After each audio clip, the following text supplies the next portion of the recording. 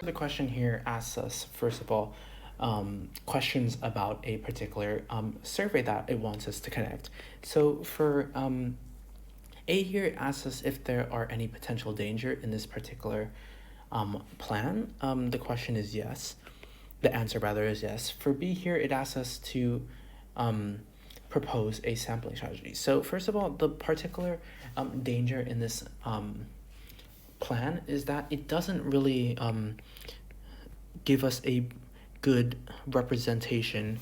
So it's not as representative of the population as we're looking at, for example, in this particular case, only the project managers here.